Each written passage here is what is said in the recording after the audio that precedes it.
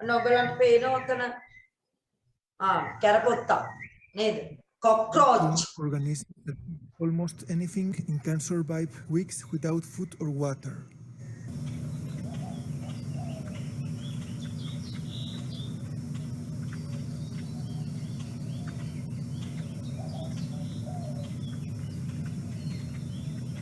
They lay their eggs inside with a variable number according to the kind of අද විතර cockroach. ගුලියක් එවන්නේ pack එකක් එවන්නේ නේද? විතර pack එකක් එන්නේ. අර මම ඔයාලට පෙන්නුවේ දැන් ඉස්සෙල්ලා. Out of the approximately 4,000 species, only a few have become pests. This is a juvenile American roach molting its skin.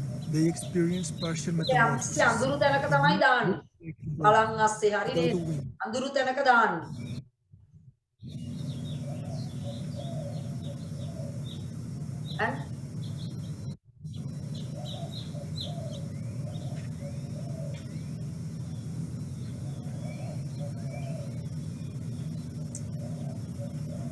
අර ඒ හැවහැලීමක් කරනවා පුතේ හැවහැලීමක් පිට කවරේ ගලවනවා මම බලන් ඉන්නකො මම කතා කරන්න නැතුව ඉන්නම් සුදු කැරපොත් එක්ක වගේ නෑ ඒ හැටි හැවාලිනවා අර පිටහම ඇරියා ඊට පස්සේ ආපහු දුමුරු පාට ගතිය නැවතෙනවා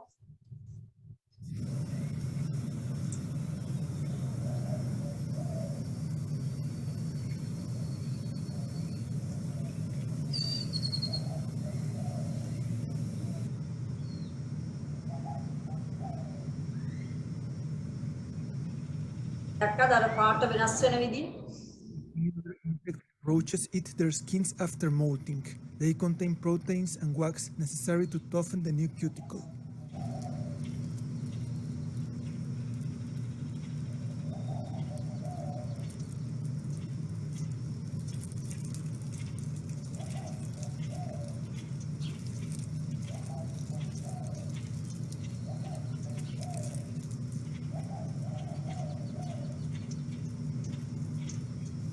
Almost all types of roaches live in the wilderness, and many of them are good flyers.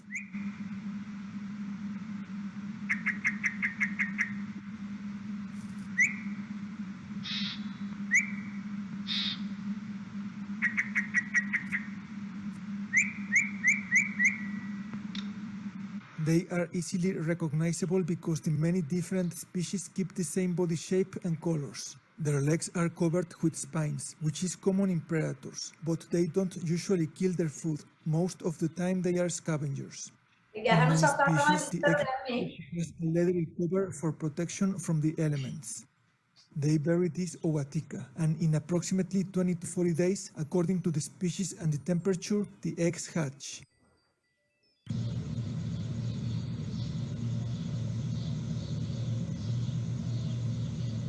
They need to eclose at the same time to be able to open the egg pod.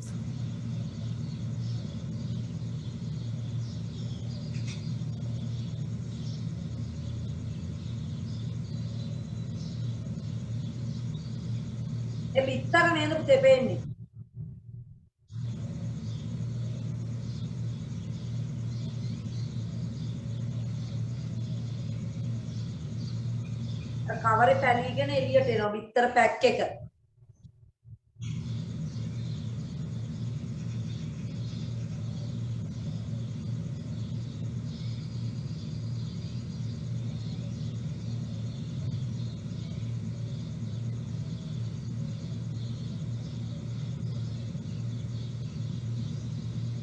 ඉස්සුව ගොඩක් එන්නේ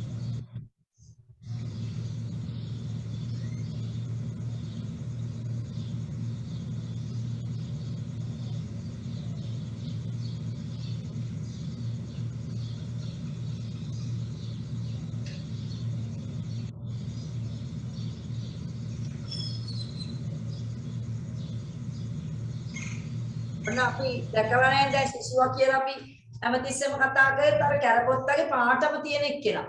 නමුත් ඇත්තටම සිසුව ඕන්නනේ. ඔය විතර පලාගෙන ඉන කට්ටිය.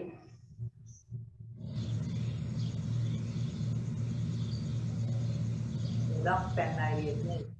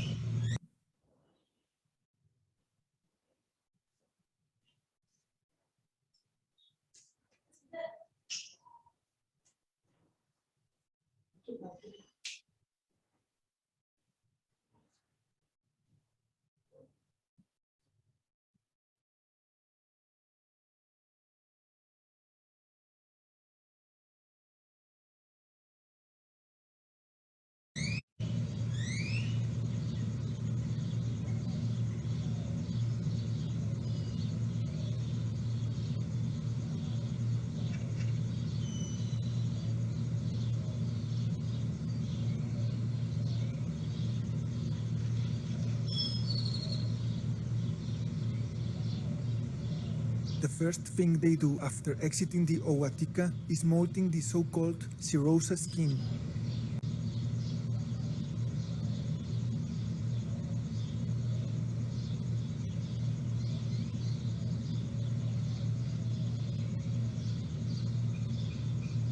Some of them don't have the strength to carry out this last part and die inside this wrapping. The larvae are independent from the beginning.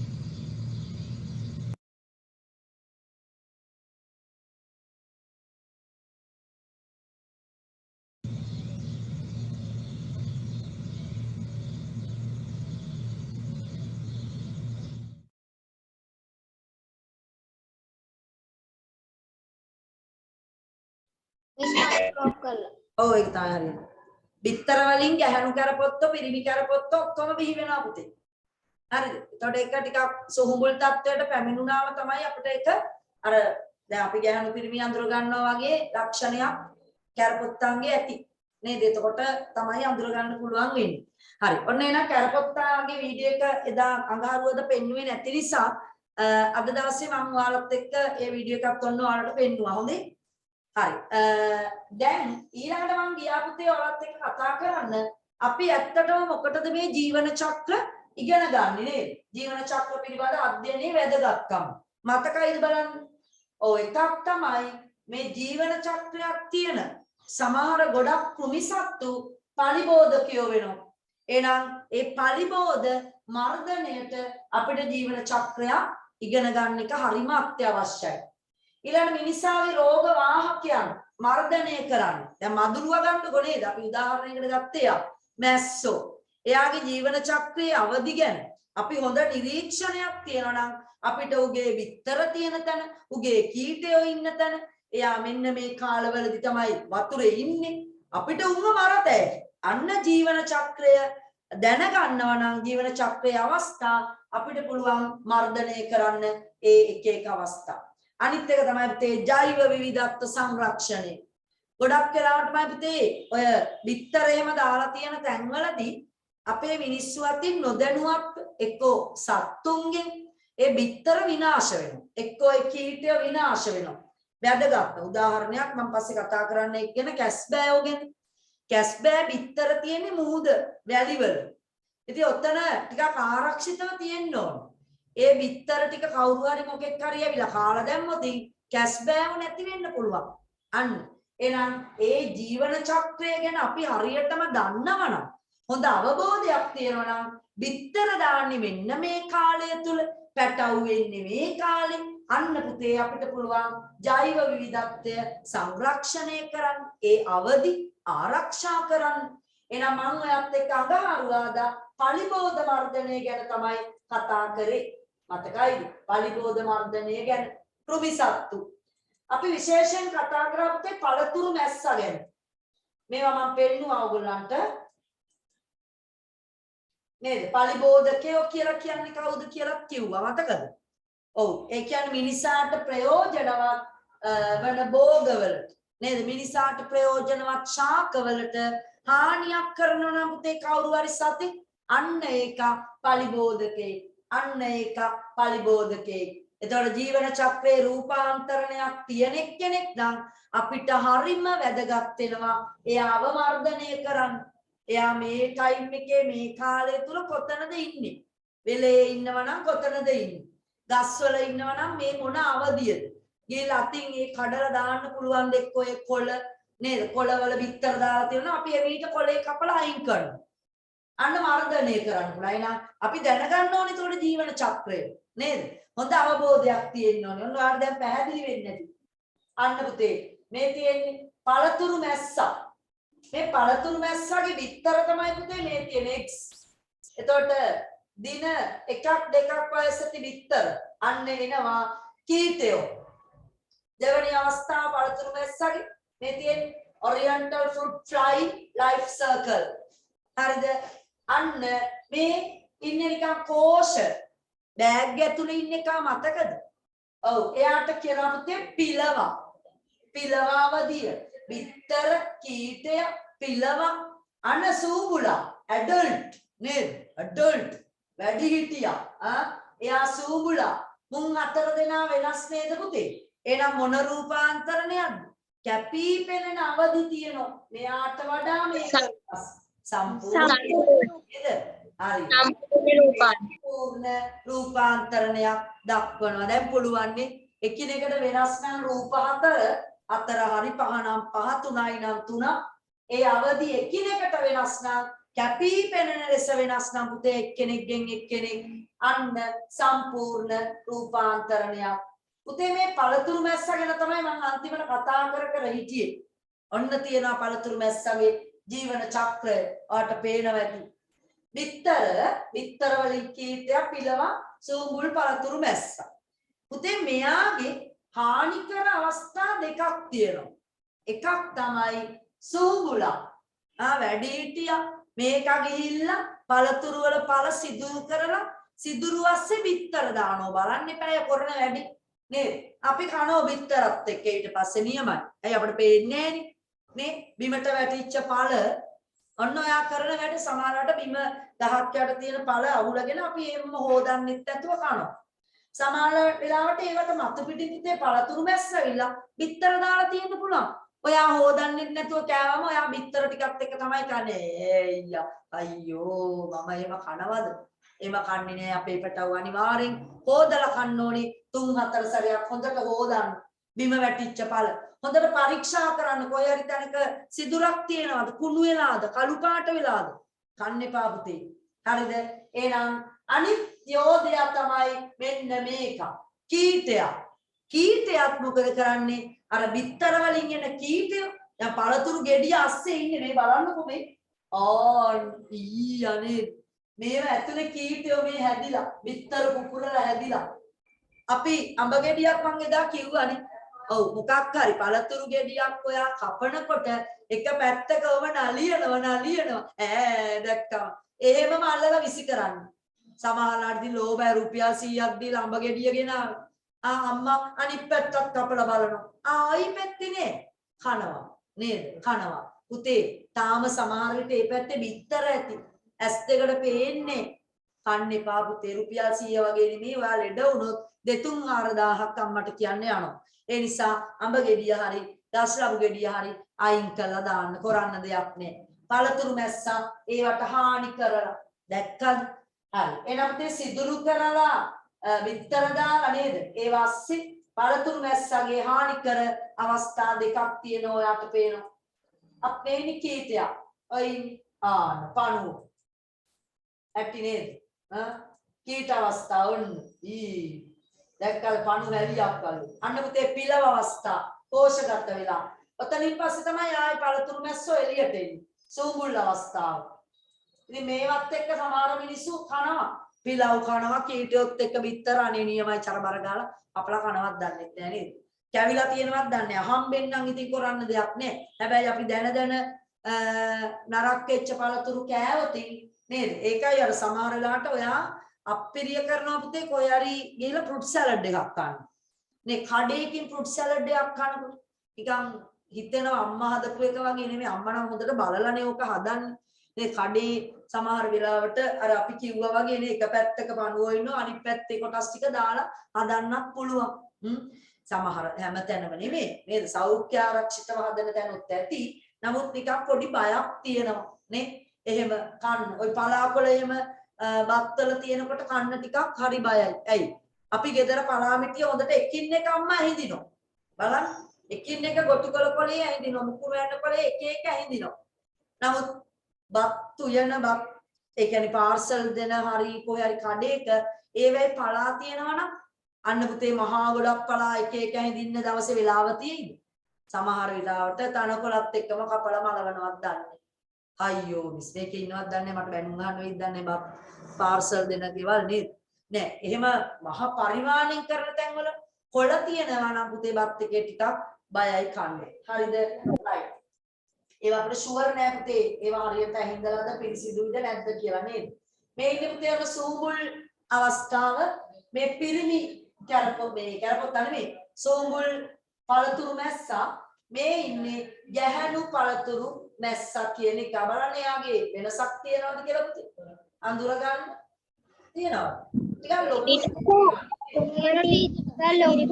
ඔව්. ඇඟේ පොඩි වෙනසක් තියෙනවා නේ මේ ඉරිවල වෙනසක් නේද? මේ මෙතන ඉරිවලක් තියෙනවා. ඔව් අන්න ඒක තමයි. පිරිමි මදුරුව නෙමෙයි. පිරිමි පළතුරු මැස්සගේ මේ ප්‍රදේශයයි ගැහණු පළතුරු මැස්සගේ මේ ප්‍රදේශයයි පොඩි වෙනසක් තියෙනවා. හරි. ඔව් වෙනසක් තියෙනවා නේද? මේ ප්‍රදේශයේ තමයි ටිකක් මෙයාට වැඩිය පිරිමි කට්ටිය පොඩි. මේ කට්ටිය ටිකක් මේ හරිය පොඩක් පිම්බගෙන ඉන්නේ නේ. අන්න. එහෙනම් ගැහණු පළතුරු මැස්සා යා තමයි සාමාන්‍යයෙන් විතර දාන්නේ.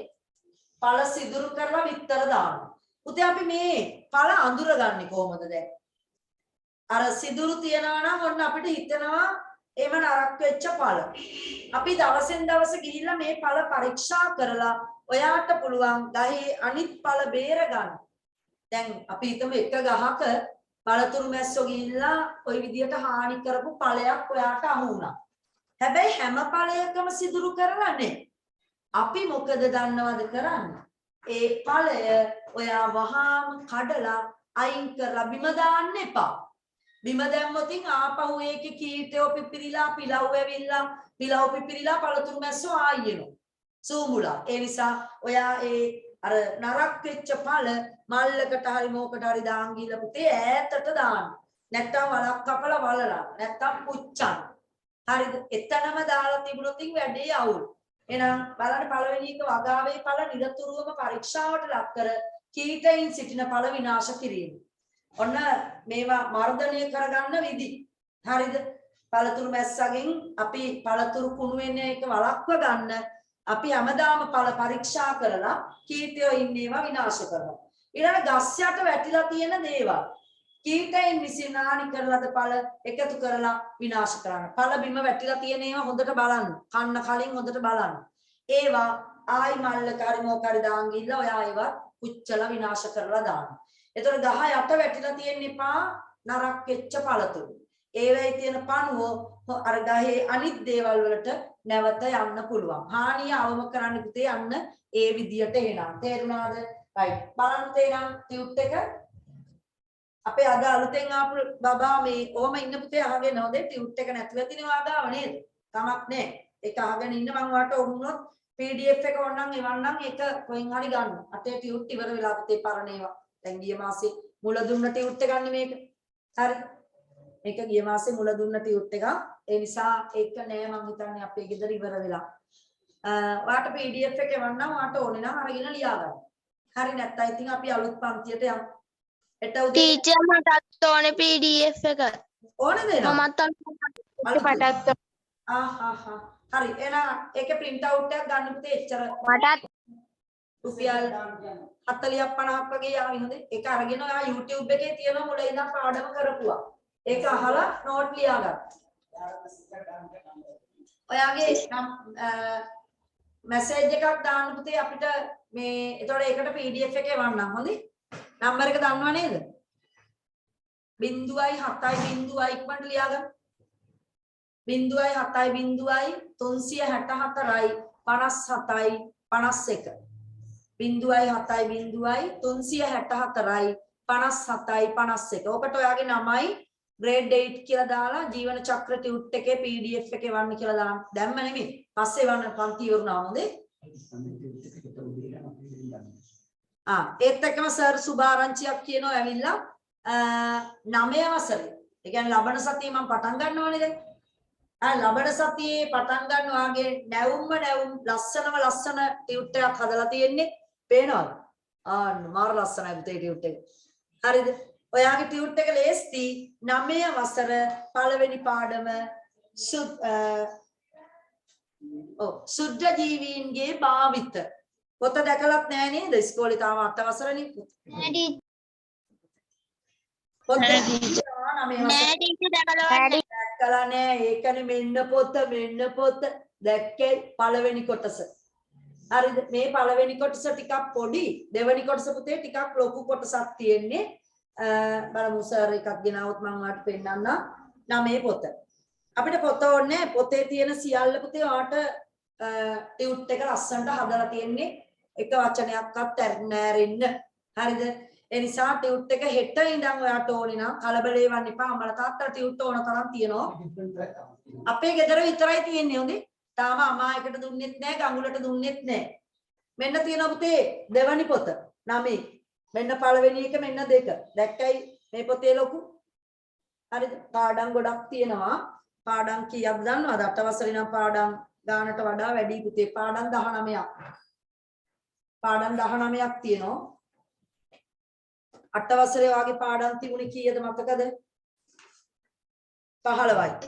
8 වසරේ පාඩම් 15යි තියෙන්නේ. මේ අපි 8 වසරේ ඉතින් දැන් ඔක්කොම ඉවරයි. 9 වසරත් පුතේ මේ දවස්වල ඉවරයි. 9 පන්තියත් ඉවරයි. පන්ති ඔක්කොම ඉවරයි. තාම ඉතුරු වෙලා තියෙන්නේ 11 පන්තියයි 10 පන්තිය එක පාඩමක් තව තියෙනවා. ලබන සඳේ නම් අමායකේ පන්ති තියෙනවද? මං දාන්නම් පුතේ තියෙනවා නම් හොඳේ හරියටම. ඔයා මේ බලන්න ඕනේ මොකද? අපේ ගෲප් එක බලන්න. නිරන්තරයෙන් බලන්න ගෲප් එක හැමදාම බලන්න මොනවද ඒවල තියෙන්නේ කියලා. ඒකට පණිවිඩ දානවා. එහෙත් එක්ක ඊළ පොඩක් කතා කරගන්න ඕනේ. පන්ති පටන් ගන්නවා නම් අමානන්දලා ගෙදර පන්ති පටන් ගන්නවා නම් අපි පටන් ගමු. ලබන සඳුදාට. ලබන සඳුදා කියන්නේ මේ අනිද්දා නෙමෙයි. ලබන සඳුදා හොඳේ එහෙම උනොත්. හරි ඊළඟ සඳුදා තමයි එනවනම් එන්නේ. ඒ කියන්නේ අනිද්දා එන්නේ නැහැ. අනිද්දා වෙනකොට ටියුට් එක ඔයගොල්ලෝ අරගන්න එකකුත් නැහැනේ තාම නේද? ඒ නිසා ඊළඟ සතියේ සඳුදා එනවනම් මම ඔයාට හරියටම කියනවා. හරි නමුත් ඊට කලින් අපි ඉරිදා දවසේ සහ ඔයාලගේ පන්තියේ තියෙන වෙලාවල් සර් කියයි. හරිද ඒක හදලා කියන්නම්. ලබන සතියේ කොයි වෙලාවටද 9 වසර තියෙන්නේ කියලා. හරි බලන්න එහෙනම් පුතේ ටියුට් එකේ පිටු අංක 8 හානිය සිදු කරන අවස්ථා නම් කරන්න. අපි මුල ටික පිරෙව්වනේ නේද එදා? පලිබෝධයින් මර්ධනය කියන තැන ඒක එවලත් ඇත්තේ හානිය සිදු කරන අවස්ථා නම් කරන්න. ඒ ටිකක් ලිව්වද පුතේවා? ලියාගෙන තියෙන්නේ. ලියාගත්තද? ඔව් ටීචර්. ඔව් ලියා. ඒක බලා ගන්න බැරිව තියෙනවද මොනවද? මම ඔයා ලියපු එක බලන්න හරිද කියලා. හොඳේ මම කියවන්නම්. ගැහණු සත්වයා බිත්තර දමන්නේ අඹ peer වැනි ඵල සිදුරු කිරීමෙනි. අඹ peer වැනි ඵල සිදුරු කිරීමෙනි. එතන නැවතීමේ තිත කීටයා ඵලය කාදමයි උමංහාරයි. උමංහාරයි කියන්නේ 10 වෙනි මොකද්ද? දානෝ ඒ පාර තව එකක් 10 වෙනි එන අද තියෙන්නේ. මොකද 10 වෙනි එන අද තියෙන්නේ කියන්නේ? 10 වෙනි ප්‍රශ්නේ නේද පුතේ තියෙන්නේ? හරි හරි. හරි මේ ටික චුට්ටක් බලන්නකෝ. එදා වෙන ටික කවුරු හරි ඉන්නවනම් පළතුරු මැස්සාගේ හානිය නිසා සිදුවන අවාසිය කුමක්ද? පළකුණු වෙනෝ නේද? බලන්න ඔයාලා ලියලා නැත්නම් ඉක්මනට ලියා ගන්න. පළකුණුවේ පරිභෝජනයට ගන්න බෑ, කන්න බෑ ඉතින් කුණු වුණාම නේද? ඒ නිසා පරිභෝජනයට ගත නොහැකි තත්ත්වයටපත් වේ. පරිභෝජනයට ගත නොහැකි තත්ත්වයටපත් වේ. පරිභෝජනයට ගත නොහැකි තත්ත්වයටපත් වේ.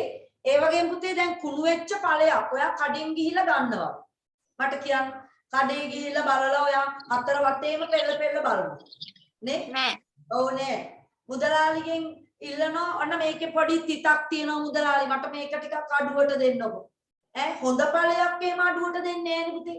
එහෙනම් කුණු වෙච්ච ඵලයක වටිනාකම අඩුයි. අර මං කිව්වේ දැන් ෆෘට් සලාඩ් එහෙම හදන තැන්වල පොඩ්ඩක් නිකන් යන්තම් තැලිච්ච පළතුරු ගෙනියනවා. ඒගොල්ලෝ ඒ පැත්ත කපලා දාලා ෆෘට් සලාඩ් හදනවා. විකුණනවා. හරිද? ඉතින් ඒ වගේ වටිනාකම ඇත්තටම අඩු වෙනවා. ඔන්න පුතේ පළතුරු මැස්සගේ හානියෙන් වෙන අවාසිය තමයි පළවල වටිනාකම අඩු වීම. ඔන්න බලන්න ඔයා ලිව්වද කියලා. පරිභෝජනයට ගත නොහැකි තත්ත්වයටපත් වීම එක අනිත් එක පළවල වටිනාකම අඩු වීම. පුතේ ඊළඟට ප්‍රශ්න අංක 6 මර්ධනය කරන ක්‍රම මොනවාද? ඔව් ඔය බෝඩ් එකේ වැටලා තියෙන්නේ ඒක. වගාවේ ඵල නිරතුරුව පරීක්ෂාවට ලක් කර කීටයින් විනාශ කිරීම. කීටයින් සිටින ඵල විනාශ කිරීම. විතර කීටයෝ නේද? ඒවා විනාශ කරනවා. ඊළඟ ගස් යට වැටි ඇති කීටයින් ගස් යට වැටි ඇති කීටයින් විසින් හානි කළ පළ එකතු කර විනාශ කිරීම. හරිද? බිම වැටිලා තියෙන පළ ටික හොඳ ඒවා නම් ගන්න. කීටයෝ සිදුරු විදපු ඒවා තියෙනවා නම් ඔයා මල්ලක දාගෙන ගිහිල්ලා ඒවා විනාශ කරන්න. ඔන්න පුතේ පළතුරු මැස්සගේ කතන්දරය තමයි ඔය මං කිව්වේ. ඉතින් පළතුරු මැස්සා විතරක් නෙමෙයි පලිබෝධකයෝ නේද? මේ බලන්නකො ඉන්න සෙට් එක. මම මේවා ඉදා අඟහරුවාදා කියාගෙන ගියා. ඔන්න දැන් ඔයාට නැවත නැවත පොඩ්ඩක් මතක් කරනවා. පළතුරු මැස්සා ගැන හරිනේ. මේකේ තියෙන තේ හානි කරන භෝගය භෝගම්බ කෙසෙල් ආදී පළතුරු. වැඩි වශයෙන් හානිය සිදු කරන ස්ථානයේ ඵල. පළතුරු මැස්ස වැඩිපුර හානි කරන්නේ ඵලයට. ගහට නෙමෙයි. ගහට නෙමෙයි ගහේ පළතුරු ගෙඩියට තමයි හානි කරන්නේ. ඒකනේ මේකට ඉතින් පළතුරු මැස්සයි කියන්නේ. නැත්තම් ගස් ගෙම්බයි කියතේ නේද? ගස් මැස්සයි කියතේ. අන්න. ඊළාට හානි කරන අවදිය කීටයක්. කීටය විතරක් නෙමෙයි මෙතන එතන සුහුඹුලා කියලා තියාගන්න. පළතුරු මැස්සගේ සුහුඹුලක් බිත්තර දානවනේ. ඒකත් හානියක් නේද? කීටයා සහ සුහුඹුලා දෙන්නා. මෙන්න මොකද දෙවණිය කියන රතු පොල් කුරුමිනියා. එහෙම ඉන්නවද બોලේ රතු පාට මං වගේ රතු පාට කුරුමිනියෝ. ඉන්නව නේද? එයා පුතේ රතු පොල්නේ. එහෙනම් හානි කරන්නේ පුතේ පොල් ගහට. පොල් ගහේ කොතනටද බලන්න. අනේ අම්මේ කඳ කන්නේ. කඳ රතු පොල් කුරුමිනියා ගිහිල්ලා කඳ හාරනවර ඩ්‍රිල් එකකින් විදිනවා වගේ. ඔන්න කරන වැඩි. ඔයා දැකලා ඇති සමහර පොල් ගස්වල හිල් තියෙනවා. නේ? සමහර තැන්වල හිල් තියෙනවා පොල් ගස්වල. අන්න ඒ කුරුමිනියා ගිහිල්ලා කඳ කාලා, හාරගෙන කාලා. පුතේ කවුද? එහෙම විදින්නේ එක්ක කීටයා එක්ක සුඹුලා. ඔයි දෙන්නගෙන් එක්කෙනෙක් තමයි. ඇයි ඒ? පිලවට එන්න බෑනි පුතේ එළියට. පිලවා ඉන්නේ බෑග් එකක් ඇතුලේ කෝෂගත වෙලා. බිත්තර වලට විදින්නත් බෑ නේද? අන්න එහෙනම් කීටයාගේ උගේ තියෙනවා දත් තියෙනවා. රතු පොල් කුරුමිනියාගේ ඔය පළතුරු මැස්සගේ කීටයා. හරිද? එහෙනම් හානි කරනවා. ඊළඟට ගොයම් මැස්සා. අම්මෝ නේද? ගොයම් මැස්සෝ. අම්මා කියනවා අම්මෝ ඔන්න මොකද නිකන් සතේ පොඩි වෙලා අමුතු ගඳක් එනවා. අම්මා ඔයා කිව්වා මෙහෙම. ඔය ගොයම් මැස්සෙක් පොඩි වෙලා. හරි ගඳයි පුතේ ගොයම් මැස්සෝ පොඩි වුණා. හරිද? එහෙනම් හානි කරන්නේ ගොයම් ශාකයට. කොයි කාලෙදිද બોලේ හානි කරන්නේ? කිරි වදින බීජ අයියෝ නේද? කිරි වදින බීජ කියන්නේ පුතේ හාල්ලට හැදීගෙන එන කාලේ. කිරි තියෙන ඉස්සරලාම වී කරල් වල. අන්න ඒක විදලා යුෂ උරා බොනවා.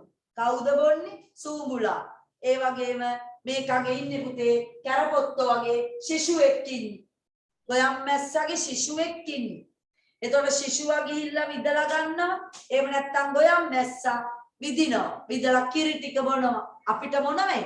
අපිට බොල්වි. ගොයම් කපලා පාගලා ගෙට ගත්තම අන්න පුතේ වැඩි ප්‍රමාණයක් ඔන්න කියනවා අපෝ මේ සැරේ වැඩක් නෑ අස්වැන්න බොල්. ඇයි ගොයම් මැස්සෝ බීලා නේද හානි කරලා අන්න පලිබෝධ මර්ධනයක්. ප්‍රයෝජනවත් ශාක වලට හානි කිරීමනේ නේද?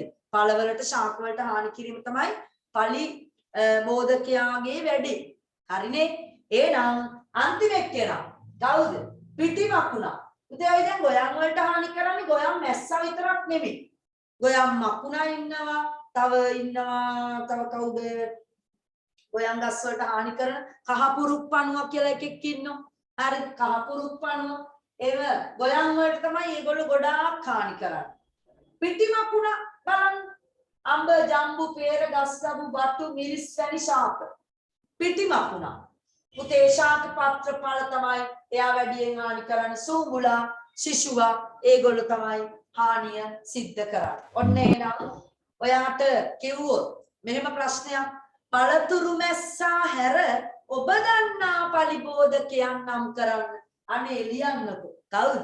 රතු පොල් කුරුමිනියා, ගොයම් මැස්සා, ගොයම් මකුණ, පිටි මකුණ, පහපුරු පණුව, ඔයි සෙට්ට පෝච්චිලා ගොඩක් ඉන්නවා.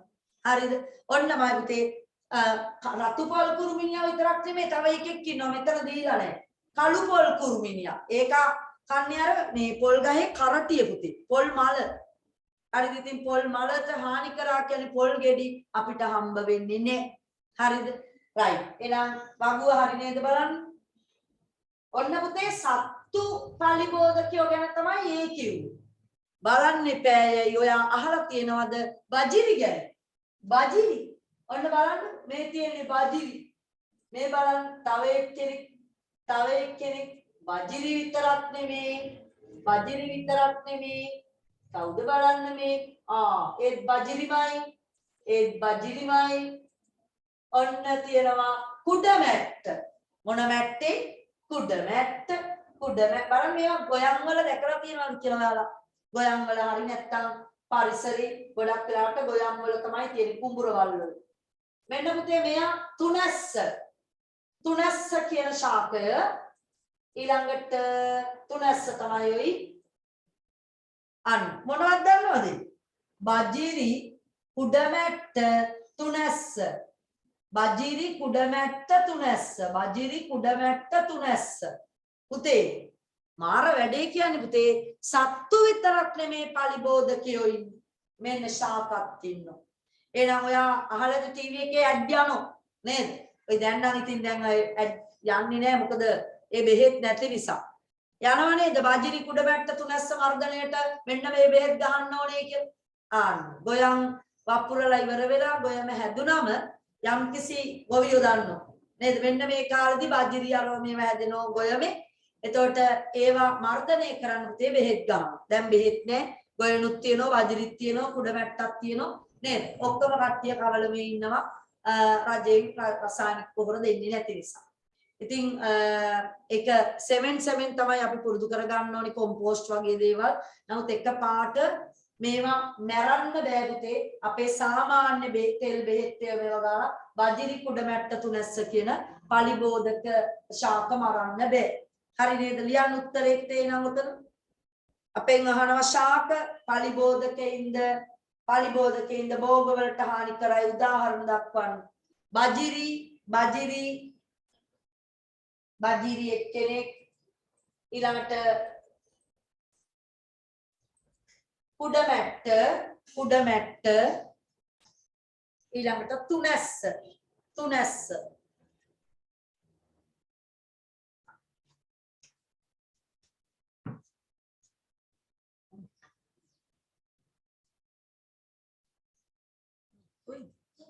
හරිද?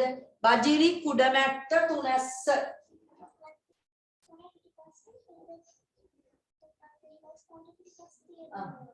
තුනස්ස මේවා පුතේ එතකොට වල් පැලෑටි නේද? වල් පැලෑටි කියලා කියනවා අපි. එතකොට මේ වල් පැලෑටි ශාක ගොයන් අස්සේ තිබුණොත් පළදාව අස්වැන්න අඩුයි. හරි මේවා හොඳ නෑ වැඩින්න. මොකද ගොයමට ගහන පොහොර ටික ගන්න මෙයා. එතකොට ගොයමේ තියෙන්නේ හැමතැනම වැළුවම තුනස්ස තියෙනවා. බජිරි වැවිලා. හරි කුඩමැට්ට වැවිලා.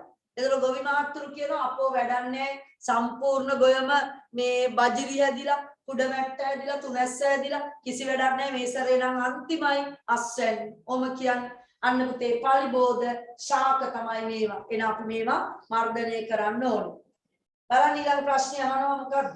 පලිබෝධ මර්ධන ක්‍රම මගින් භෝග වගාවට අස්වැනුවලට සිදුවන හානි බලක්වා ගත හැක.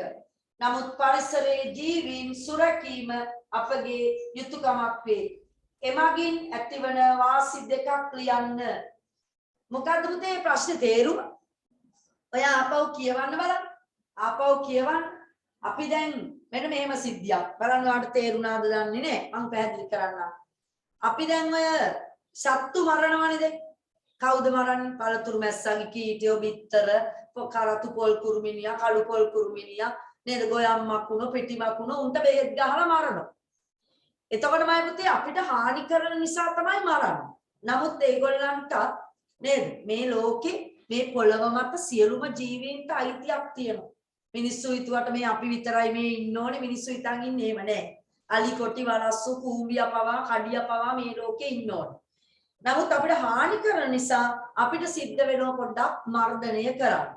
නේද? ඉතින් මෙයාලා අයිති පුතේ එතකොට පරිසරයට මේ සත්තු ඒවා අපිට විනාශ කරන්න තහනම්. ඇයි හේතුව? සියලුම එකිනෙකට වෙනස්. දැන් මෙතන බැලුවම ඔයාලට පේනවා මේ හරි ලස්සනයි වගේ. නේද? එතකොට එක ජීවි විශේෂයක්. පුතේ නම් ජෛව විවිධත්වය නේද? පරිසරයේ තියෙන ශාක ඔයා හිතන්නකෝ ඔක්කොම නිකන් හැමතැනම බැලුවාම එකම වගේ. කැටයිනේ නේද? පන්තියේ ළමයි ටික දිහා බැලුවම පන්තියේ ළමයි ඔක්කොම නිකන් අර චීන මූණ වල ටිකක් නම් තියෙන්නේ. දැන් ජපානයේ චීනේම ගොඩක් වෙලාවට ඉස්කෝලේක ළමයි දිහා බැලුවම අඳුර ගන්න බෑ අපිට නේද? චීනු, ජපාන්ලු, එක එක කොරියන් කට්ටිය. ඒ මූණ ඔක්කොම නිකන් එක වගේ. නමුත් පුතේ ලංකාවේම නේද? ඉන්දියාවේම හරි සුපිරි විවිධත්වයක් තියෙනවා. නේද? ට්වින්ස්ලාරෙන් නේ ට්වින්ස්ලාගේ තියනවා නම් වෙනසක්. නමුත් සමහරලාට අම්මට විතරයි ගොඩක් වෙලාවට ට්වින්ස්ලා අඳුර ගන්න පුළුවන්. උන් දෙන්නගේ මූණු එක වගේ. හරි. ඉතින් එහෙම නෙමෙයි. එකිනෙකට වෙනස් වුනහම පරිසරය හරි ලස්සනයි. අන්න ජෛව විවිධත්වය සංරක්ෂණය කරන එක අපි මේ පලිබෝධකයෝ විනාශ කරොත් නේද? ජෛව විවිධත්වයට පොඩි හානියක් වෙනවා. අන්න එතකොට ඉතුරු වෙන්නේ එකම වගේ ශාක සෙට් එකක්. සමහර ඒවා මැරිලා ගිහිල්ලා. සමහර සත්තු මැරිලා ගිහිල්ලා. පුතේ එතකොට ඒක එච්චර හොඳ වැඩක්ම නෙමෙයි නේද? ඒ නිසා අපි ලියමු එතන ජෛව විවිධත්වය ආරක්ෂා වේ. ජෛව විවිධත්වය ආරක්ෂා වේ ප්‍රශ්න කියව ගන්න තිය අපෝ. පලිබෝධ මර්ධන ක්‍රම මගින් භෝග වගාවට අස්වැන්නට සිදුවන හානි වළක්වා ගත හැක. නමුත් පරිසරයේ ජීවීන් සුරැකීම අපගේ යුතුයකමක් වේ. එමගින් ඇතිවන වාසි දෙකක් ජෛව විවිධත්වය ආරක්ෂා වෙනවා. ජෛව විවිධත්වය ආරක්ෂා වීම අනිත් එක තමයි පරිසර සමතුලිතතාව ආරක්ෂා වීම. මේ හැම සතෙක්ම පුතේ පරිසරයේ බැලන්ස් එකට සමතුලිතතාවයට අනිවාර්යෙන් වග කියනවා. අනිවාර්යෙන් වග කියනවා. අර 6 පන්තිගේ ආහාර දාම පාඩම මතකද දන්නේ? මම ඉක්මනට කියන්නම්. ආහාර දාමයක එක පුරුකක්. ඔයා හිතන්නකෝ ශාක ඒක ශාක කනවා තනකොළ පෙත්තා ගෙම්බ ආහාරයට ගන්නවා ගෙම්බා ගැරන්ඩියා. හිතන්නකෝ යා මේ ගෙම්බෝ ටික ඔක්කොම මැරුවා කියලා. දැන් තනකොළ පෙත්තෝ ටික වැඩි වෙනෝනේ. ඇයි? තනකොළ පෙත්තෝ ආහාරයට ගන්න ගෙම්බෝ නේ. අන්න පරිසරයේ බැලන්ස් එක නැති වෙන බලන තැන කරපොත් මේ තනකොළ පෙත්තෝ. ගැරන්ඩි මැරෙනවා. ඇයි? ගෙම්බෝ නේ ආහාරයට ගන්න. එහෙනම් ගැරන්ඩි ටික මැරිලා යනවා. පුතේ එතකොට බැලන්ස් එක නැති වෙනවා. එහෙනම් මයි පුතේ ගෝනුස්සගේ පත්තෑයගේ කූඹියගේ ඉඳන් සෑම මේ මහ පොළවේ ජීවත් වෙන හැම සතෙක්ම පරිසර බැලන්ස් එකට සමතුලිතතාවයට උදව් කරනවා. එහෙනම් අපි පලිබෝධ මර්ධනයක් කරොත් නේද? ඔන්න ඕවා නැති වෙනවා. ඇයි? අපිට අවශ්‍ය සත්තු පරිසරයට ඉන්න ඕන කට්ටිය මැරිලා යන නිසා. එහෙනම් අපි ලියමු පරිසර සමතුලිතතාව ආරක්ෂා. එහෙම කරේ නැත්තම් කියලා මේ ප්‍රශ්නේ අහන්නේ හොඳේ නේද? ආයි කියලා බලන්නකෝ අපි යමු ඉස්සරහට. පලිබෝධ මර්ධනයට යොදා ගන්නා සාම්ප්‍රදායික ක්‍රම නම් කරා. මොනවාද පුතේ? දැන් ගොයම් පැත්තට ගියොත් නේද? ගොයම පැත්තට ගියොත් ඔය ගොයම් මැස්සෝ එහෙම වඳ කරන්න ගොයම් මැස්සෝ එහෙම වඳ කරන්න මොකද කරන්නේ? මම ඒකේ රූපරන් දාගෙන නැහැ. ඔයා දන්න දේවල් ටිකක් මම කියන්නේ. මම හිතන්නේ එදා මම වීඩියෝ එකක් පෙන්නුවා අඟහරුවාද. අර පොඩි කෙල්ල පැටියෙක් නේද? තාත්තත් එක්ක හුරතල් වෙන වීඩියෝ එකක්. තාත්තේ මේ මොනවටද මේවා හයි කරන්න කියලා අලු ගහන්නේ මොකද? ගොයමට කිරිබත් දාන්නේ ඔව් ටීචර් කියලා දානවා මට. ඔව්. නේද? එතකොට ඒ කෙම් ක්‍රම මතකද? එක එක කෙම් ක්‍රම නේ උදේ පාන්දර නාලා ගිහිල්ලා අර ෆෙරෝමෝන් නේද? ලණුවක ඇදලා මතකයි අර ගොයම මැද්දෙන් ඇදගෙන ගියා. ඒ කියන්නේ මුතේ ඒතර සත්තු මරන්නේ නැතුව අන්න ඒක හොඳ ක්‍රමයක් නේද? අපිට පව් සිද්ධ වෙන්නෙත් නෑ අනේ. සත්තු පළවා හරිනවා නේද? ඒ ගඟ තමයි පුතේ එක්ක එන්නේ නෑ. අලු ගැව්වහම සමහර වෙලාවට අලු ගැව්වම නම් මැරෙනවා. ඇයි? උගේ අර හුස්ම ගන්න ඔයි ශ්වාස නාල ඒවා බ්ලොක් වෙනවා පුතේ අලු හිර වෙලා. එතකොට මැරෙනවා. දැන් හිතන්න කීටයෝ මරන්න වතුර අපි මදුරුව හිතමු. මදුරු පණුවෝ ඉන්න තැනකට තෙල් දානවා. පොල් තෙල් හරි මොනවා හරි තෙල්. ඉස්සර කාලේ නම් තුන පුතේ බෙහෙත් වර්ගයක් මැලතියන් තියෙනවා. DDT කියලා එකක් ආවා ඉස්සර කාලේ. ඒවා ජලාශ වලට ගහනවා. ගැව්වම මයි පුතේ උන්ට ආලෝකය වැටෙන්නෙත් නෑ හරියට. හුස්ම ගන්න ඔක්සිජන් ලැබෙන්නෙත් නෑ. අනේ ඒකේ ඇතුළෙම අභාව ප්‍රාප්ත වෙනවා. අන්න මර්ධන ක්‍රම. එතකොට ඔයා තේරුම් ගන්න ඕනේ ආජීවන චක්‍රය දැනගන්න ඕනේ.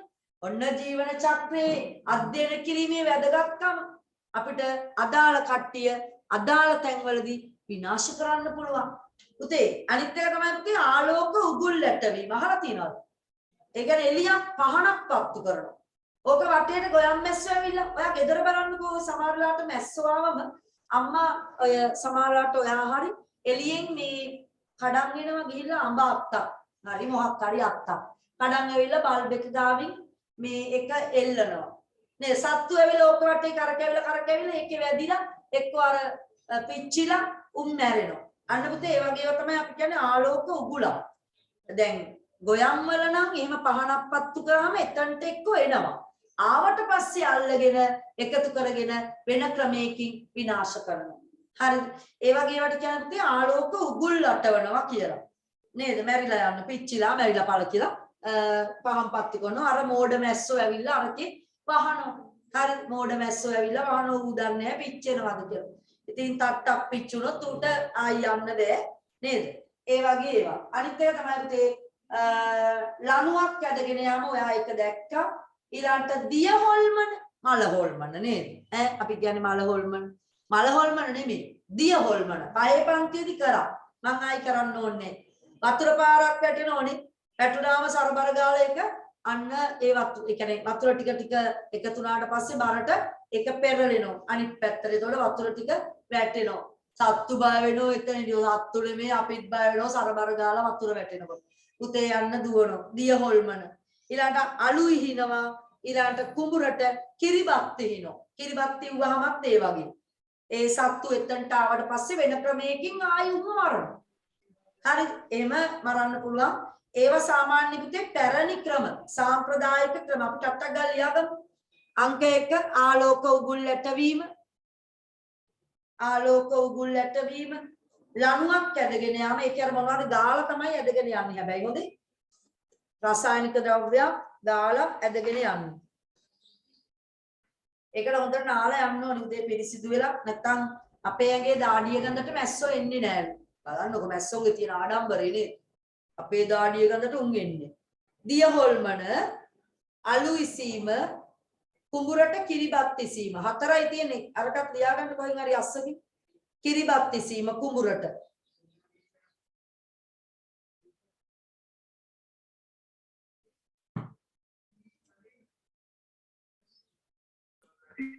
හරි නේද? තව ඔයගොල්ලෝ දන්නේව තියෙනවනම් කියන්න මට මොනවද තව තියෙන්නේ? එම සාම්ප්‍රදායික ක්‍රම.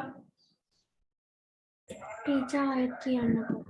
ආලෝක උගුල් ඇටවීම, දිය හොල්මන, මතක තියන්නේ.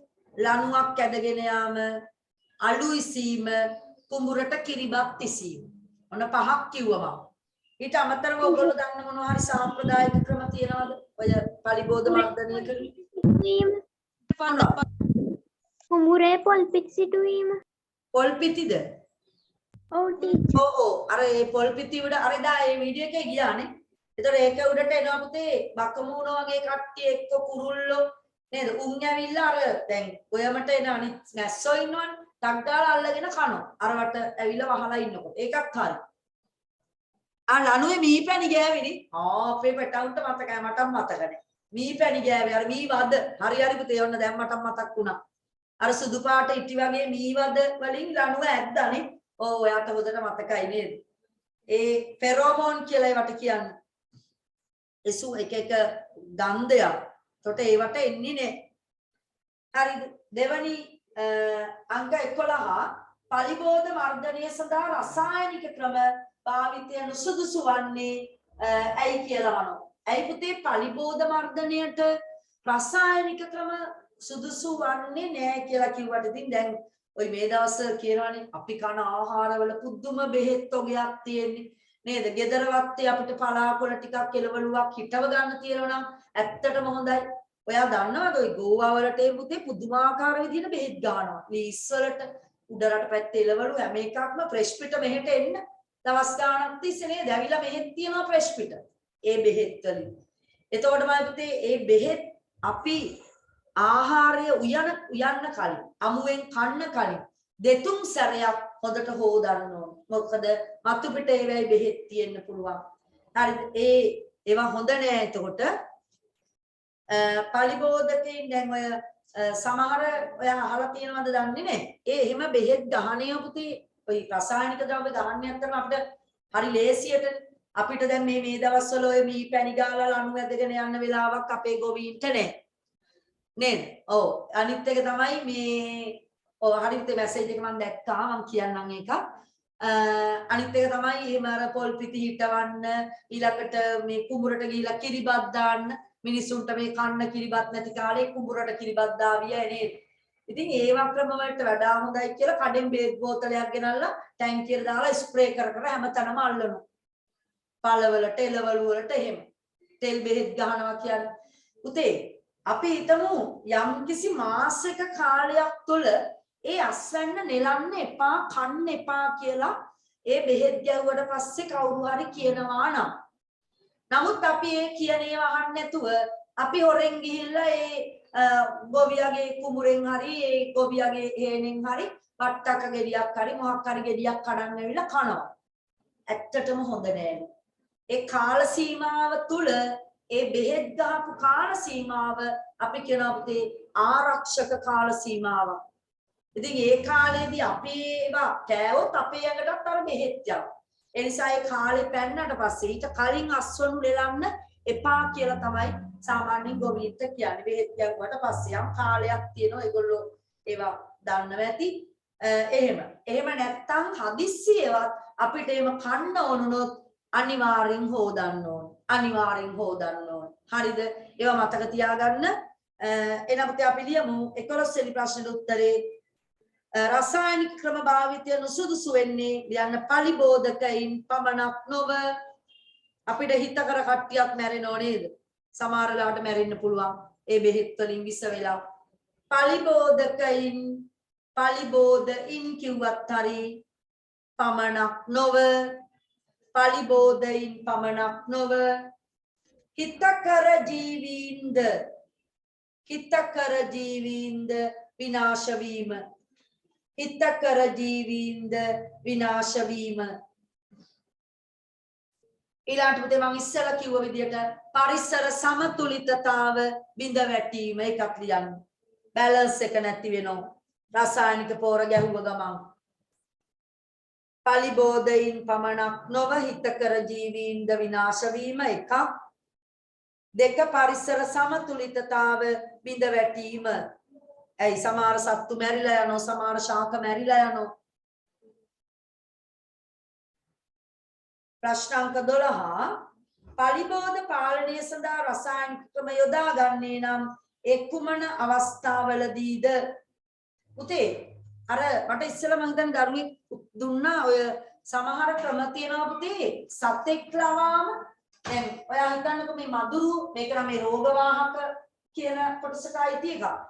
නමුත් අපි හිතමු දැන් සමහර පලිබෝධකෙන් බිත්තර දාන තැන කීටයෝ ඉන්න තැන අපි අඳුරගත්තොත් අපි ඒකන් විනාශ කරන්න මේ දානවා සතේ.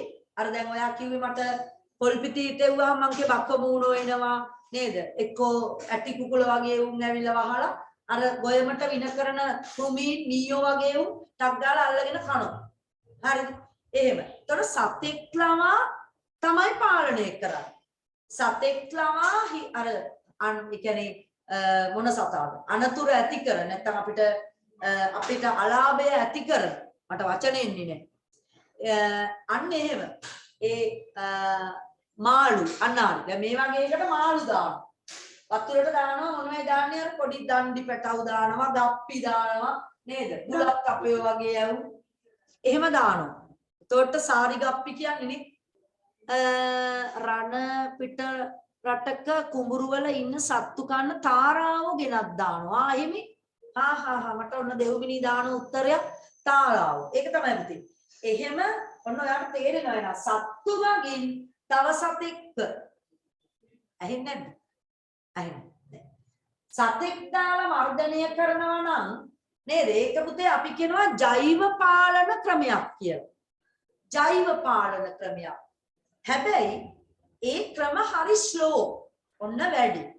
නේද? දවස් දින ගණන්, සති ගණන්, මාස ගණන් එහෙම යන්න පුළුවන් සතෙක්ගෙන් තව සතෙක්ව මර්ධනය කරගන්න. ඒක හරි ස්ලෝ. නමුත් on the spot නේද? ගැහුවා, ගෙනාවා බෝතලයක්, කෘමිනාශක, වල්නාශක ටක් ගාලා ඉහිගෙන ගියා.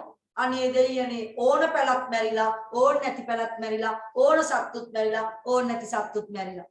පුතේ ඉතින් කරන්න දෙයක් නෑ. අපිට පලිබෝධ පාලනයේ සදා රසායනික ක්‍රම යොදා ගන්නේ නම් ඒ කුමන අවස්ථාවලදී දානවා අන්න ජෛව පාලනේ ටිකක් ස්ලෝ වුණොත් ඒකේ ප්‍රතිඵල අඩු වුණොත් අපිට කරන්න දෙයක් නෑ රසායනික පොහොර ගහන්න වෙනවා රසායනික ද්‍රව්‍ය ඉහින්න වෙනවා අපි ලියමු එනම් ජෛව පාලන ක්‍රම හෝ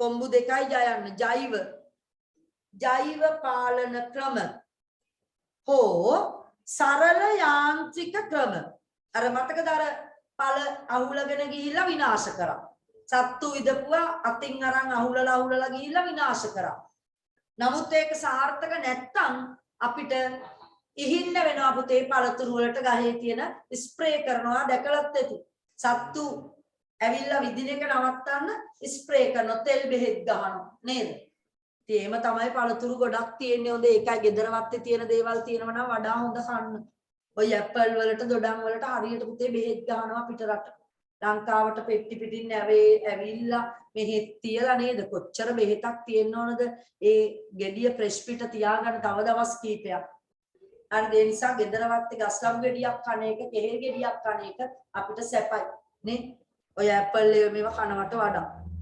කලාතුරකින් කමන්නේ ඉතින් මාසෙකට ගෙඩියක් දෙකක් කෑවට හැමදාම නම් ඇපල් කන්න එපා. හරිද? හොඳ නැහැ.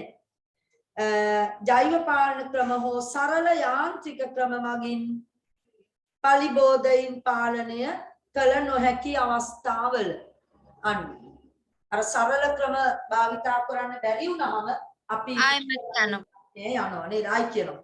ජෛව පාලන ක්‍රම හෝ සරල යාන්ත්‍රික ක්‍රම මගින් පලිබෝධයින් පාලනය කළ නොහැකි අවස්ථාවල ජෛව පාලන ක්‍රම හෝ සරල යාන්ත්‍රික ක්‍රම මගින්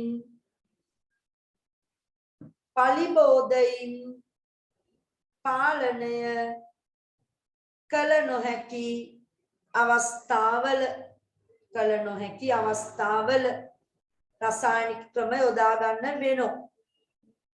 පුතේ රසායනික ද්‍රව්‍ය ජලයට එකතු වූ විට ඊළඟ ප්‍රශ්න 13 මම කියන්නේ එකතු වූ විට එම ජලය පරිභෝජනයෙන් ගොදුරු විය හැකි රෝග.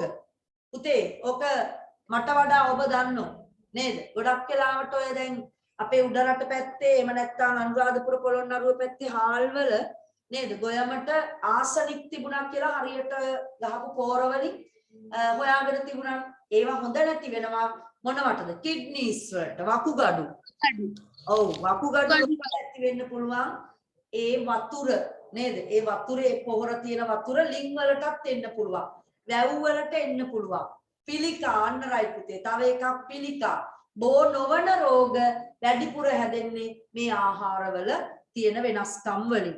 හරිද? දැන් මම මේ ළඟදී ආවා පුතේ මට මතක නෑ ડોක්ටර් කෙනෙක්මයි කියලා තියුනේ ඒක. පත්තරේ හරි ෆෝන් එකේ හරි මොකක් හරි මම දැක්කේ. හරිද? මේ කඩවල් වල පුතේ තියෙනවනේ දැන් අර මාස ගණන් දැන් හාල් ගැන කියලා තියුනේ ડોක්ටර්. දැන් ගොඩාක් එක්ස්ප්‍රයි ඩේට් එකක් දාලා හරිද එහෙම තියෙනවා නම් ගොඩක් දවස් ඒ හාල් හොඳ නෑ කියලා තියෙනවා ඒ හාල් හොඳ නෑ ඒ කියන්නේ ගොඩක් දවස් නේ සමහර හාල් පොඩි ගඳක් එනවා නිකන් අමුතුයි හැබැයි ඔයාගේ කුඹුරේ හාල් ඔයාගේ ගෙදර කුඹුරක් වීනම් ඔයාලා ගෙදර කන්නේ ඒ හාල් වල කිසිම එහෙම ගන්ධයක් එන්නේ නෑ පිටේ හරිද ඒ නිසා කඩේ හාල් කන එක අවම කරගන්න විදියක් නෑ. ඉතින් අපිත් සමහර වෙලාවට අපිත් ඇත්තටම අපිට කුඹුර තියෙනවා කුඹුර කරන්න යන කට්ටිය නෑ. ඒ නිසා කුඹුර සර්ලා වෙන කෙනෙකුට දීලා තියෙනවා. ඉතින් ඒගොල්ලෝ වීමලු ගන්නවා මං හිතන්නේ වීමලු 30ක් විතර. අපිට හම්බෙන්නේ පුතේ වීමලු 3ක් 2ක් මේ සැරේකේ වීමලු 1යි හම්බුනේ. ඔන්න ඒක කාලා කොටලා ඉවරයිනේ. දැන් ආයි කඩෙන් තමයි හාල් ගේන්නේ. හරි.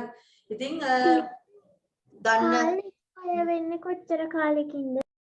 පරණ වෙන්නේ පුතේ. ඒක ඔව් ටීචර්. ඔව් ඒක හරියටම ඉතින් දන්නේ කියන්න නේද? එහෙම කාලයක් තියෙනවා. ඒතර ඒක නවත්ත ගන්න තමයි අර බෙහෙත් ගහන්නේ. හරි. ඉතින් අපි මොකද කරන්නේ? අර බෙහෙතුත් එක්ක ගහපු හාල් අපි උය තඹ කන බත් හොඳේ කිය නේ? ඒකයි. ඒ විස කොහෙන් හරි එනවා පුතේ ඉතින් අපිට. අපේ කුඹුරකම හාල් ටික කන්න තියෙනවා නම් වැඩේ ගොඩ ටිකක් හරි ගොඩ නේද? ඒ නිසා අර මේ ප්‍රෙෂ් පිටම හාල් වලට බෙහෙත් ගන්නවා කියලා තමයි මේ ડોක්ටර් කියලා තියුනේ. ඒ කියන්නේ කාලයක් තියාගන්න හාල් වලට. ඒ නිසා හොඳට බලලා නේද? එහෙම පුළුවන් නම් අපිට වී මෝල් වල හැබැයි තියෙනවා නේද ඔය හාල් විකුණන්න. එම වී ගෙනාපුවා කියන්නේ අලුතෙන් වී ගෙනල්ලා එතන කොටලා දෙන කඩවල වල හාල් වලට වඩා නේද? එහෙම තැනකින් ගන්න පුළුවන් නම් ඔන්න හොඳයි. බලන්න ඕගොල්ලෝ ඉතින් පුළුවන් තරම් ඉතින් විස අඩු හාල් තමයි පරිභෝජනයට ගන්න ඕනේ. හරි. එහෙනම් ලියන්න ඉතින් උත්තරේ පිළිකා වකුගඩු රෝග ඒවා තමයි ගොඩක් වෙලාවට මේ රසායනික ද්‍රව්‍ය නිසා අපිට වැළඳෙන්න පුළුවන් රෝග. හරි හොඳට හොදන්න ඕනේ අනිත් එක. හොඳේ. අර මේ බෙහෙත් මතු පිට තියෙන නිසා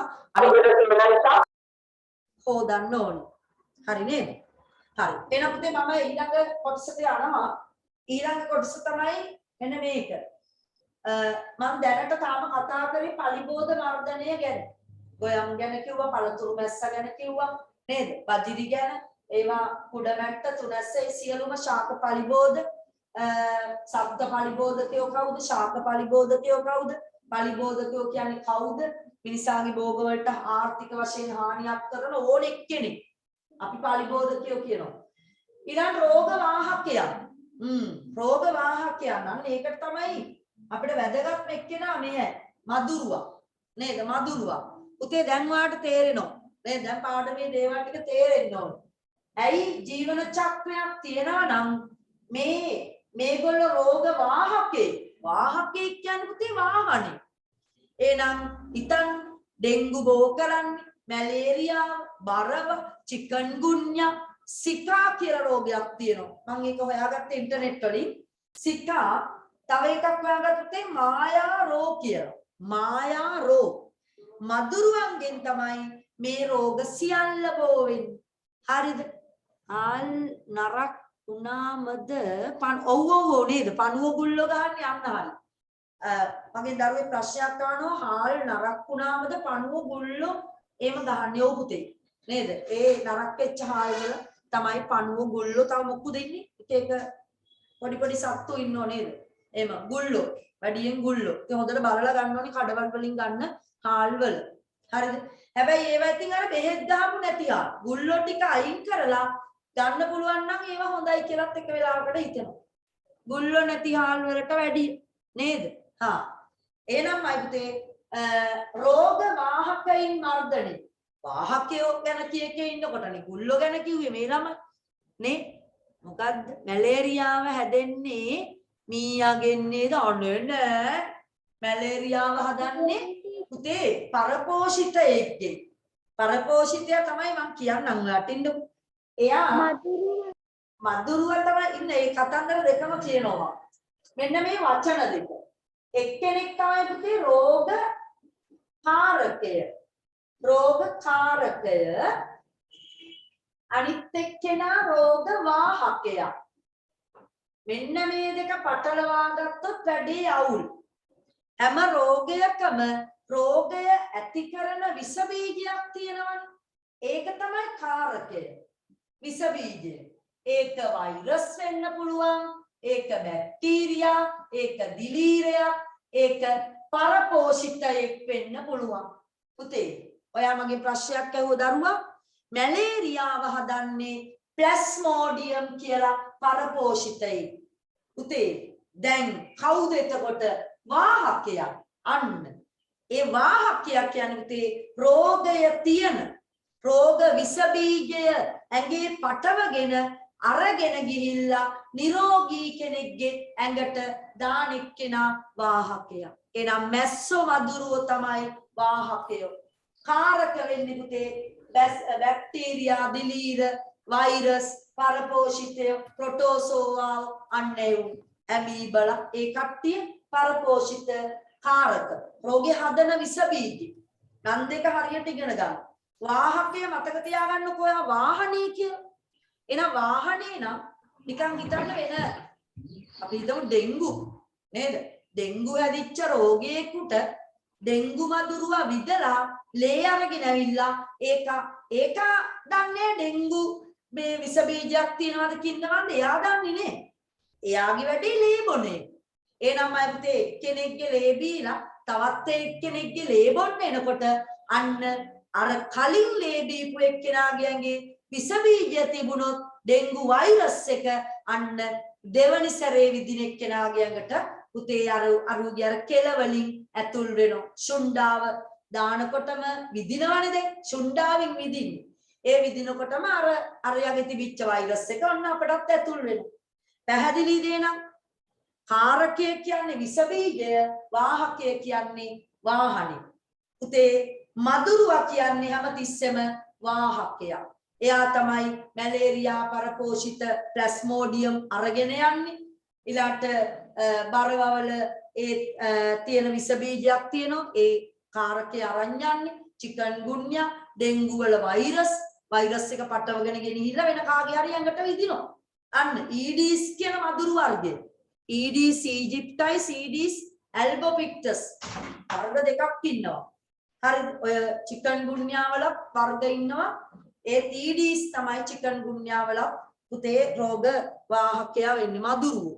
එහෙනම් මදුරුවා සම්පූර්ණ රූපාන්තරණයක් දක්වන්න ඔයා හොයාගත්තොත් මූ බිත්තර දාන තැන ඔයාට පුළුවන් ඒ වතුර දැන් වතුර තියෙන තැනකනේ බිත්තර දාන්න. ඔයා වතුර ටික අයින් කරන්න. බිත්තර ටික වේලෙනවා. ඒ කියන්නේ කීටය වෙයිද? නෑ. කීටය වෙන්නේ නෑ. කීටය පීන ඉන්න තැනකට ගිහිලා දානවා සාරි ගප්පියේ. අල්ලගෙන මාළුවෙක් දානවා එතනට. අන්න පුතේ කීටය කනවා, බිත්තර කනවා, පිලව් කනවා. වැඩේ ෆිනිෂ්. අන්න ඔයා මර්ධනය කරා. හැබැයි ඔයා දැනගන්න ඕනේ එයාගේ ජීවන චක්‍රයේ අවස්ථා ටික කොයි තියෙන්නේ කියලා. අන්න එහෙම දැනගත්තොත් ඔයාට මර්ධනය කරන්න ඔයාගේ ගෙදර වටේ බලන්න පුතේ වතුර පිරිච්ච තැන් තියෙනවා. අන්න ඒ තැන් වලට දාන්න මොනවද? තෙල් ටිකක් දාන්න, ලුණු ටිකක් දාන්න, එක්කෝ මාළුවෙක් දාන්න වගේ මාළු ටැංකි තියෙනවා නම් ගෙදර ඒ වෙයි පොඩි මදුරු කීටයෝ ඉන්නවද කියලා බලන්න. ඔය රූපය කොතනට ගලවන්නේ? ඔය රූපේ තියෙනවනේ. ඔමින මං කියන්න ගලවන තැන. එහා පැත්තෙත් පිටුවේ වෙන්න ඕනේ. 10 වෙනි පිටුවේ බලන්න. 10 වෙනි පිටුවේ ඔන්න රූපේ මං අලවලා තියෙනවා. මේ තියෙන්නේ. දැක්කද? 10 වෙනි පිටුවේ උඩම අලවන්න කියලා තියෙනවා. එතනට අලව ගන්න. right අපි ඉක්මනට ලියාගෙන යමු. මිනිසාට සතුන්ට හා භෝගවලට වැළඳෙන රෝගවලට හේතු වන රෝගකාරක ජීවි. වෛරස්, ටග්ගාලිය. රෝගකාරක කියන තැනට ඉරිගානොතේ ලුණු දැම්මාම හරි. ලුණු දැම්මාමත් මැරෙන ওই මල් පෝච්චි වල වතුර තියෙනවා නම් ඒවට ලුණු දාලා තියන්න. සබන් දාලා තියන්න මු මැරෙනවා. වෛරස්, ප්‍රොටෝසෝවා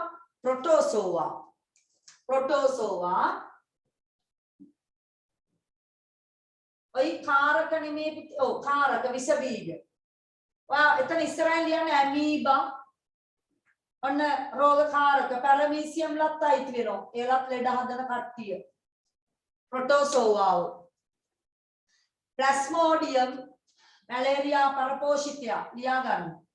ප්ලාස්මෝඩියම්. පුතේ මේගොල්ලෝ ඔක්කොම ප්‍රොටෝසෝවා. ඇමීබා, පැරමීසියම්, ප්ලාස්මෝඩියම් මැලේරියා පරපෝෂිතය මෙයා ප්ලාස්මෝඩියම්. හරිද? රෝග වාහකයා යනු කවුද උදාහරණ දක්වන්න අපි ලියමු. රෝගකාරකයන් නැත්නම් විස බීජය කිව්වත් අර රෝගකාරකයන් වරහන් ඇතුළේ ලියන්නේ විස බීජ කියලා. විස බීජ බැක්ටීරියා, වෛරස් ඒවා. රෝගී ජීවියාගේ සිට ඉචාය කියන්නකෝ.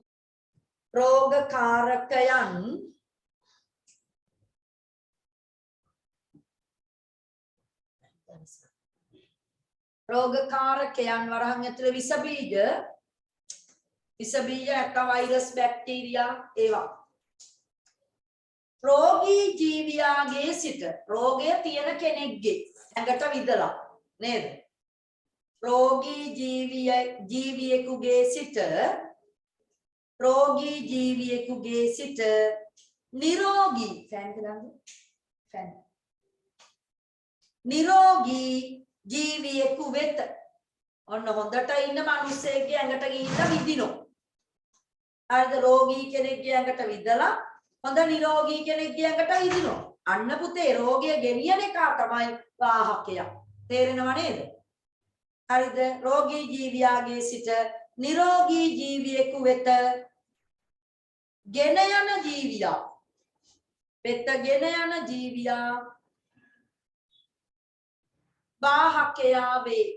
වාහකයා වේ වාහනේ කියලා මතක තියාගන්න වාහකයා උදාහරණ ලියන්න මදුරුවා මැස්සොත් හරි නේද සමහර මැස්සෝ ලෙඩ බෝ කරන උන් ඉන්නවනේ ඊළඟට කියනවා මදුරුවා රෝගවාහකයා ලෙස ක්‍රියා කරන රෝග ටට්ටක් දාලා ලියාගෙන යන්න මැලේරියාව බරවා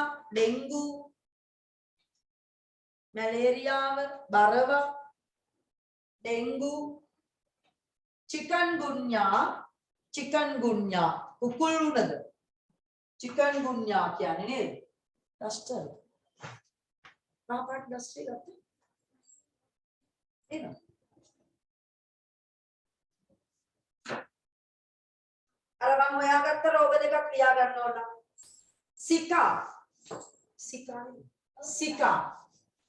සිකා ඉන්නවා ලියන්නම් සිකා ඔයා ගහලා බලන්න ඉන්ටර්නෙට් එකේ මොකක්ද කියලා සිකා රෝගය සිකා මායාරෝ තව එකක් මායාරෝ මේවත් රෝගයක් තියෙනවා ඒත් ඇති වෙන්නේ ඔය මදුරුවන්ගෙන් ඇතිවන රෝග මායාරෝ සිකා ඩෙන්ගු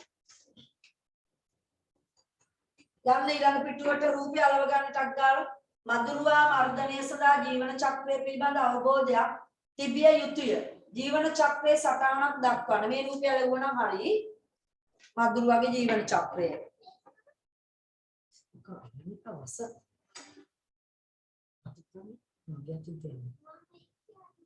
ටීචර් දෙවනි ප්‍රශ්නේ ආයෙත් කියන්න දෙවනි ප්‍රශ්නේ එහා පැත්තේද රෝග වාහකයා යන කවුද කියලාද මොකද්ද රෝග වාහකයෙක් කියන්නේ රෝග කාරක ජීවියෙක්ගේ සිට අනිත් අය ලියාගන්න තේ අනිත් ඒවා අනිත් අයට උත්තර ලියන්න යන්න දන්නේවා එහා පැත්තේ රූපේ නැත්නම් රූපය අලව ගන්න මම මෙයාට කියනකම් රෝග කාරකයන් රෝගී ජීවියාගේ සිට රෝගී ජීවියාගේ සිට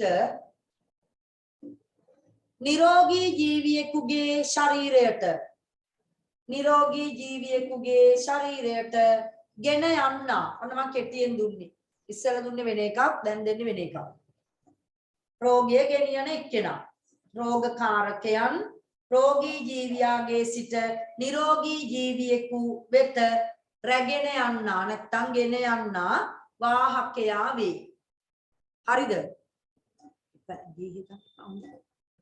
ඒක මේ අයින් කරන්න It's like you. අයින් කර හරිද පුතේ අනිත් පැත්ත පෙරන්න මිස් කරන්ට් එක ගිය අපිට ගියේ නෑ ටීචර් පළවෙනි එකට Miss අපට කරන්ට් ගියා. එහෙමද එහෙනම් ඔයා අඟහරුවාදට එන්න නැත්තම් තව ටිකයි තියෙන්නේ ඒක රෙකෝඩින් දැම්මම YouTube එකෙන් බලන්න පුතේ කමක් නෑ හොඳේ අපිට තම ටීචර් පළවෙනි එකට උත්තරේ කියන්නකෝ වෛරස් ප්‍රොටෝසෝවා එකක් වෛරස් දෙක ප්‍රොටෝසෝවා අපිටත් ඇයිද දන්නේ නේද යන්නේ එපා නේද කරුවලේ ඉන්න බෑ right ප්‍රශ්න අංක 6 පුතේ අනිත් පැත්තට යන්න 5 කීටයින් පිලවුන් මර්ධනය කිරීමට සිදු කරන දෑ මොනවාද? අපි ලියමු. ඔයාලා දන්න දෙයක්. මදුරු කීටයින් ඉක්මනට ලියන්න. රයිට් යන්න කලින්. මදුරු කීටයින් ආහාරයට ගන්නා කුඩා මත්ස්‍යයින් යෙදීම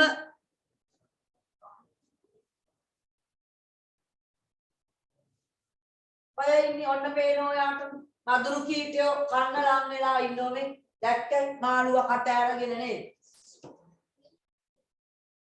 වෙන තව රූපයක් දැක්කේ මාළුවගේ කටනේ ඔයාගේ කටටත් වැඩිය ලොකුයි මදුරු කීටයින් ආහාරයට ගන්නා කුඩා මත්ස්‍යයින් බෝ කිරීම මගින් කුඩා මත්ස්‍යයින් යෙදීම මගින් ජලාශය වලට යෙදීම අදලා ලියන්නේ ඒක ලස්සනට කුඩා මත්ස්‍යයින් යෙදීම මදුරු කීටයින් ආහාරයට ගන්නා මෙන්න පුතේ තවත් අවස්ථාවක් මේ බලන්න මෙහෙම දෙයක්ත් කරතයි මේ මොකද්ද ඕක මේ ඔයා පෞගී දවස්වල දැකලා තියෙනවා හැමතැනම දුම් අල්ලනෝ නේද සමහර වෙලාවට හුස්ම ගන්නත් බෑ අපිට පෞගිය අවුරුදු වල පුතේ මතකද ඉස්කෝල වලට එහෙම ඇවිල්ලානේ දුම් ගැස්සෙව්වා හරියට ඒ දුමට සමහර ළමයින්ට හුස්ම ගන්න බැරි වුණා ඒ කට්ටිය එතනින් අයින් කළා තමයි ඒ දුම අල්ලන්නේ මේකට කියනවා පුතේ ධූමකරණය හරිද ඔන්න තවත් ක්‍රමයක් ධූමකරණය ලියා ගන්න ධූමකරණය දැන් සාමාන්‍ය ජීවිතේ පුතේ අම්මා මේ වැඩේ දන්නවා සමහරවිට රබර් ටයර් එකක් පුච්චනවා පොල් එලි පුච්චනවා ඔය මදුරුව එලවන්න නේද මදුරු තලා පුච්චනවා ඒ වගේ ඔය මදුරුව පළවා හරින මදුරු විකාර්ශක පැංගිරි තෙල් ලිහිනෝනේ අන්න ඒ මදුරුව එලවන්න පැංගිරි තෙල් ඔයාගේ ඇඟේ උනත් ගාගෙන යන්න ඉස්කෝලේ යනකොට චුට්ටක් ඔයාගේ ඇඟට ඩෙන්ගු මදුරුවක් කිට්ටු වෙන්නේ නැහැ සපත්තුව හරිය මේස් එක හරිය පොඩ තියන්න ඔළුවේ මෙහෙ ඒ පැංගිරි සුවඳ එනවා ඉතින් කරන්න දෙයක් නැහැ ඊට වැඩිය ඩෙන්ගු මදුරුවගෙන් බේරෙන්න එපයිනේ අන්න කොහොඹ අන්න හරි පුතේ කොහොඹ තෙල් නේ ඒවත් හරි කොහොඹ ඇට මේවා කරලා හරි ධූමකරණය කොහොඹ මොනවාද කොහොඹ තෙල් මිශ්‍ර කිරීම කොහොඹ තෙල් තාමොනේ ටීචර් බාම් ගන්නව නේද සිද්ධාලේප වගේ ඕ නේද ඒවා ඉතින් මේ ඒක අපිට ගන්න වෙන්නේ රසායනික ද්‍රව්‍යයක් විදියටනේ දැන් මේ අහන්නේ පුතේ සාමාන්‍ය ජීවිතයේ ඔය කීට පිලව් මර්ධනය කිරීමට සිදු කරන දේවල්. ඒ කියන්නේ මේකෙදි සුහුඹුලා මර්ධනය කරන තමයි ධූමකරණය. මාළුවෙක් දැන් මේ අපි ඉස්සෙල්ලා කීටය පිලව් කන්න. මේකට නේද මේ? අන්න. කීටය පිලව් කන්න ඔය ඉස්සෙල්ලා රූපි ලස්සන එකක් තිබ්බනේ. මේක මේ එල්ලිලා ඉන්නේ පුතේ මේම කීටය ටග්ගාල මාළුවා ගිහිල්ලා අරුව ඇදගෙන කනවා. අන්න. එතකොට ජලාශය වලට මාළු යෙදීම. ඒව තමයි එතකොට මර්ධන ක්‍රම. තව තියෙනවා තෙල් ලිහිනේවා නේද? තෙල් ගැසීම අර මං කිව්ව ඉස්සර කාලේ බෙහෙත් දෙකක් ආවා එකක් තමයි පුතේ DDT ගහනවා කියලා. බලන්න අම්මගෙන් තාත්තගෙන් අහන මතකද කියලා. ඔය මදුරු වලවල් වලට ජලාශය වලට වතුර එකතු වෙන තැන් වලට DDT තව මැලතියන් කියලා එකක් ආවා. තාම තියෙනවා පුතේ මැලතියන් නම්. මැලතියන්. එතකොට ඒවා දැන් නැද්ද කියලා ඔයා අහයි.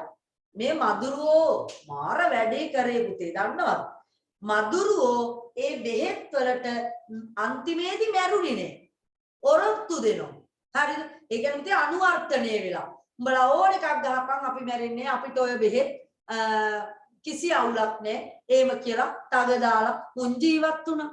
ඒ මුලින්ම ගැවුවේ පුතේ ඉස්සරම මැලතියන්. මැලතියන් ගැව්වාම මැලතියන් වලට මැරිච්ච නැති කීටයෝ පිලව් ඔහම අහු වුණා. පස්සේ වෙන බේතක් ගෙනාවා DDT. ඉතින් කාලයක් යනකොට DDT වලට මුලදි මැරුණා. පස්සේ මැරින්නේ අර ප්‍රතිරෝධී ප්‍රභේද විහිුණා. හරිද? ප්‍රතිරෝධී ඒකට ඔරොත්තු දෙන කට්ටිය. ඉතින් එතකොට වැඩක් නෑ. ඒ නිසා ජෛව පාලන ක්‍රම තමයි ඇත්තටම හොඳ. සත්තු ගෙනල්ලා මාළු ගෙනල්ලා දාලා නේද? එහෙම මර්ධනයක් කරන එක. ඉතින් ඒවා ටිකක් ස්ලෝ. නේද? එහෙනම් අපි දාන්න ඕනි සත්තු ගොඩාරියක් මාළු එහෙම ජෝඩුවක් දැම්ම නම් ජෝඩුව පැටව ගහලා උන් ලොක් වෙලා තව තවත් දිගටම ඔන්න මදුරු කීටෝ මැරිලා යනවා. ඉහත ක්‍රම දෙකෙන් ජෛව පාලන ක්‍රමය කුමක්ද? කුඩා මත්ස්‍යයින් යෙදීම. 6 වෙනි එකට උත්තරේ ලියන්න. කුඩා මත්ස්‍යයින් යෙදීම. කුඩා මත්ස්‍යයින් යෙදීම. ඒක ජීව එකක් නේද? නමේම තියෙනවනේ ජෛව පාලන. කියන්නේ සතෙක් දාලා ඒ කියන්නේ ප්‍රයෝජනවත් සතෙක් දාලා අපි අර අපිට හානිය ඇති කරන එක්කෙනාව මර්ධනය කරනවා. ඒක ජෛව පාලන ක්‍රමය කියලා කියන්නේ. ස්වභාවික සතුරු ජීවියෙක්. අන්න මට ඒ වචනේ නැතුව හිටියේ මෙච්චර වෙලා. ඔන්න දැන් ආවා. ස්වභාවික සතුරු ජීවියෙක් ලව්වා අපි කන්ට්‍රෝල් කරනවා නම් පාලනය කරනවා නම් ඒක පුතේ ජෛව පාලන ක්‍රමයක් විදියට ගන්න. ඊළඟට ඔන්න පුතේ නම් මම යනවා රෝග වාහකයින් මර්ධනය කරා පලිබෝධ මර්ධනය කතා කරා අපි නේද? ඔය තියෙන දුම් ගහනේ වේ රූප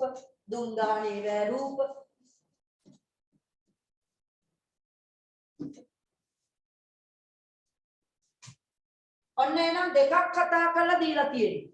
පලිබෝධ මර්ධනය අපිට වැදගත් වෙනවා ජීවන චක්‍ර පිළිබඳ අධ්‍යයනයේ වැදගත්කම් යටතේ මිනිසාගේ රෝග වාහකයින් මර්ධනයට වැදගත් වුණා නේද? අපි ඒක පාලනය කරගත්තා.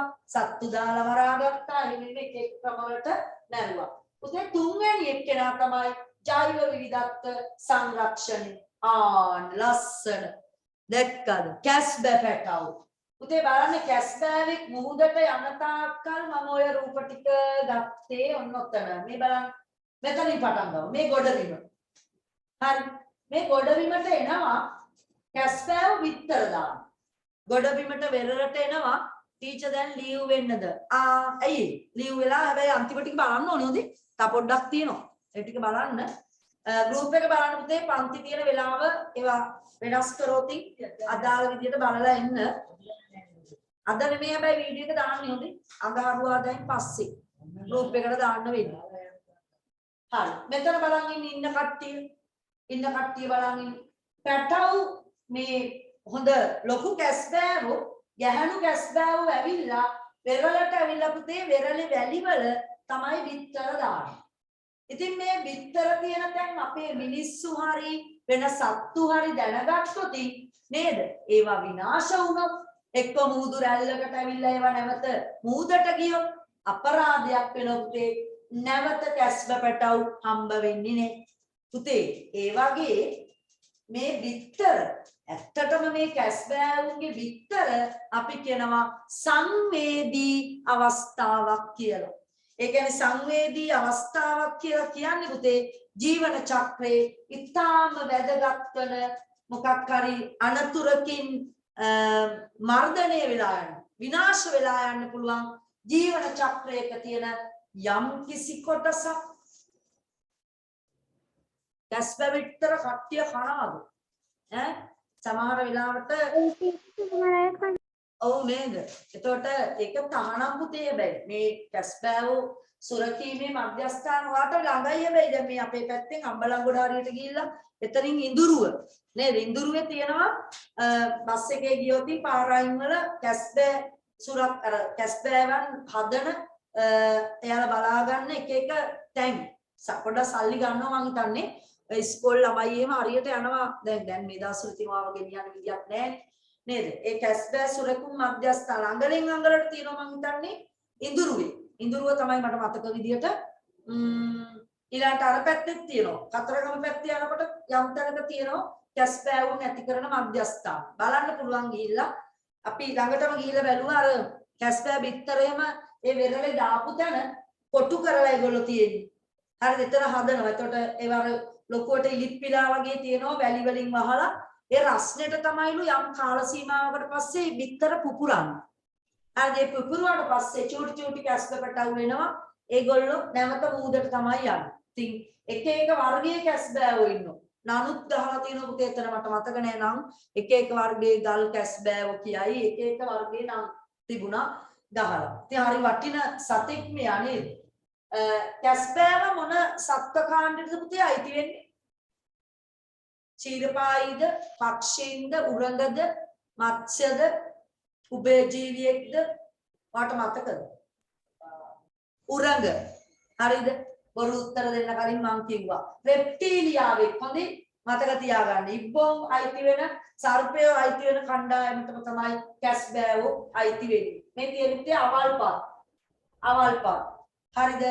එහෙනම් අපි බලමු ඉතින් මේ සංවේදී අවධියක් තමයි පුතේ මෙයාගේ බිත්තර. ඊළඟට මේ බිත්තර වලින් එන පොඩි පැටව ඇත්තටම සුරක්ෂිත කරන ආරක්ෂා කරන්න ටිකක් අමාරු අවස්ථාවලට අපි නමක් කියනවා සංවේදී අවස්ථා ජීවන චක්‍රයක. දෙවැනි සංවේදී අවස්ථා එක එක කට්ටියගේ වෙනස්. හරි ඔන්න බලන්න. විවිධ සතුරන් ගොදුරු වීම, අහිතකර පරිසර තත්ත්ව හා ආහාර හිඟවීම වැනි හේතු නිසා එම වර්ධන අවධිය සම්පූර්ණයෙන්ම විනාශ වී යාකිය.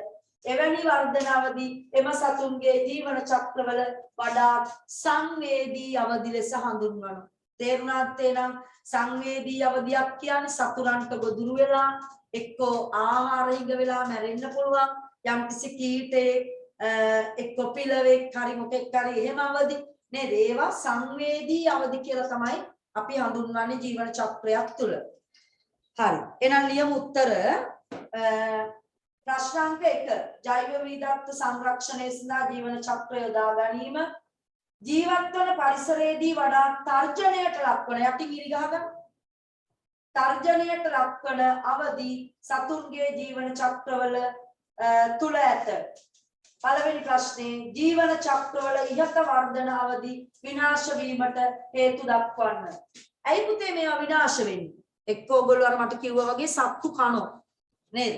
ගොදුරු බවටපත් වෙනවා. එක්ක නැත්තම් අහිතකර පරිසර තත්ත්ව හිතන සුනාමියක් ආවා කියලා කරුවෙට නේද? සුනාමියක් ආවා. අනේ දෙයනේ මේ බිත්තර වලට වෙන දේ නේද? කියන්න ඕනේ විනාශ වෙනවා. පුතේ සමහර වෙලාවට බිත්තර නෙමෙයි පොඩි සත්තු පැටවු සංවේදී අවදි වෙනවා. නේද? අම්මා තාත්තා උගේ ළඟ හිටියත් සමහර උන් ඇවිල්ලා ඌව ගොදුරු කරගන්නවා. එතකොට ඒවා සංවේදී අවදි. අන්න එක්ක කෑම හිඟ වෙලා කන්නේ ආහාර හිඟවීම අන්නේ හේතු නිසා සංවේදී අවදි විනාශ වෙන්න පුළුවන්. අපි ලියමු විවිධ සතුන්ට ගොදුරු වීම සතුරන්ට ගොදුරු වීම සතුනට ගොදුරු වීම විවිධ සතුනට ගොදුරු වීම අහිතකර පරිසර තත්ත්ව නේද? ඒ කියන්නේ සුනාමි ඊළඟට නායයම් තම නැති ඔය ස්වභාවික ආපදානි ඒවට විනාශ වෙලා යන්න පුළුවන්. පස්කන්දක් කඩාගෙන වැටුනොත් බිත්තර තියෙන තැනකට යම්කිසි සතෙක්ගේ පවුනේ ඔක්කොම විනාශ වෙනවා. පැටවු ඔක්කොම මැරෙනවා. අහිතකර පරිසර තත්ත්ව අධික තාපය අධික සීතල අන්න ඒවා වරහන් විතර ලියා ගන්න. අධික තාපය සීතල ස්වභාවික ආපදා ඒ වගේ දේවල් අහිතකර පරිසර තත්ත්ව. 3 ආහාර හිඟවීම ආහාර හිඟවීම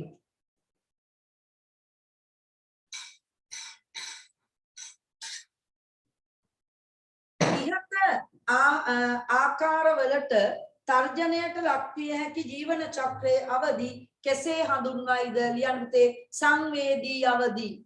සංවේදී අවදි තර්ජනයට ලක්වන මේවට කියනවා අපි සංවේදී අවදි කියලා.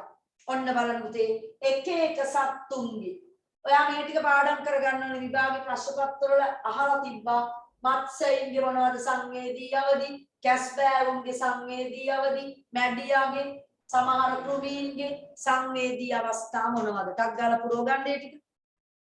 බෝඩ් එක බලාගෙන කෘමීන්ගේ කීටයින්, මත්ස්‍යයින්ගේ බිත්තර, කැස්බෑවුන්ගේ බිත්තර හා ලදරු පැටවු, චූටි පැටවු බිත්තර වලින් එන උට අර මෙහි ආගන්න විදියක් නැහැ. එයාලා සංවේදී අවදි. මැඩියන්ගේ බිත්තර ඉස්ගෙඩියන් බිත්තරක් සංවේදී අවදි, ඉස්ගෙඩියොත් සංවේදී අවදි.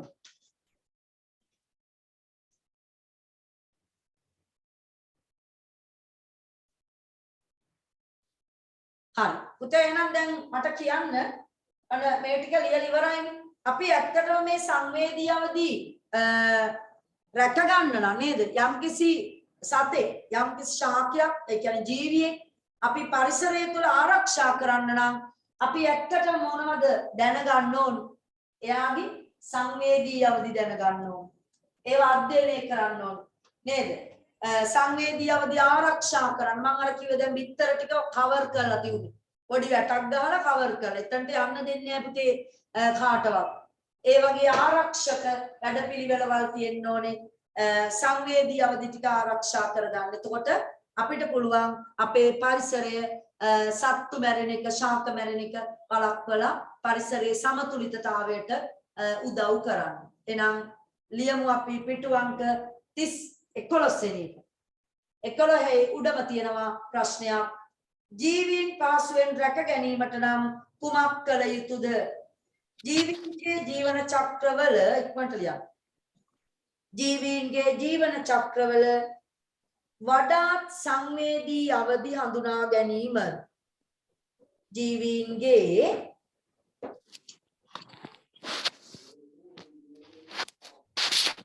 කොහොමයි කොන් කරන්න. ජීවන චක්‍රවල වඩාත් සංවේදී අවදි හඳුනා ගැනීම. වඩාත් සංවේදී අවදි හඳුනා ගැනීම. තව එකක් සංවේදී අවදි ආරක්ෂාව. සංවේදී අවදි ආරක්ෂා කිරීම. හරි පුතේ ඔයාලා හෙට උදේ නැගිටිනවනේ සර්ගේ ස්වභාවික ආපදා පාඩමට නේද? ඔයා මං සර්ට කියන්නම් උදේට මෙන්න මේ ඔතන ජීවන චක්‍ර පාඩමේ ආබෑ ඒක කරන්න ළමයි ඔක්කොම එනවනේ නේද? අඟහරුවාද කට්ටියයි ඔක්කොම එනවනේ. අපි දැන් ගහමුටක් දාලා ප්‍රශ්න ටිකයි තියෙන ඉක්මනට ඉරි ගහගෙන යන්න. 6:21යි. ප්‍රශ්නයයි කියන්නකෝ. ආයමත් කියන්නකොට. ජීවීන්ගේ ජීවන චක්‍ර අනිත් අය කරන්න පුතේ බහුවර්ණ ටිකට උත්තර ඉරි ගහන්න. ලියා ගන්න බැරි වෙච්ච කට්ටිය ලියන්න. ජීවීන්ගේ ජීවන චක්‍රවල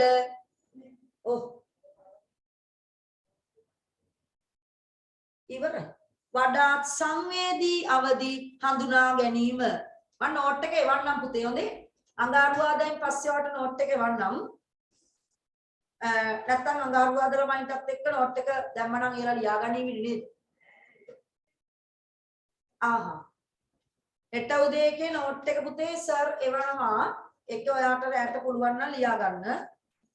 සංවේදී අවදි හඳුනා ගැනීම. සංවේදී අවදි ආරක්ෂා කිරීම. ළමයි ඔන්න 50න් 38ට බහැලා. ඔය ගිහිලාද මන් දන්නේ නේද? නිවැරදි පිළිතුර තෝරන්න. ඉරි ගහගෙන යන්න බලන්න ටක් දාලා විනාඩි 5ක් වගේ අරගෙන.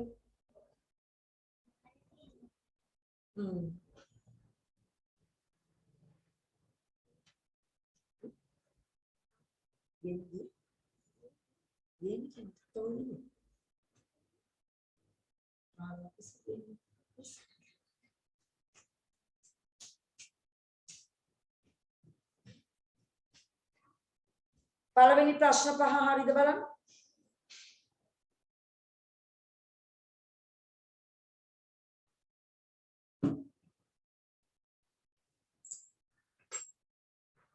හරි වැරදි දාන එකකුත් තියෙනවා එකක් කරන්න ඉක්මනට.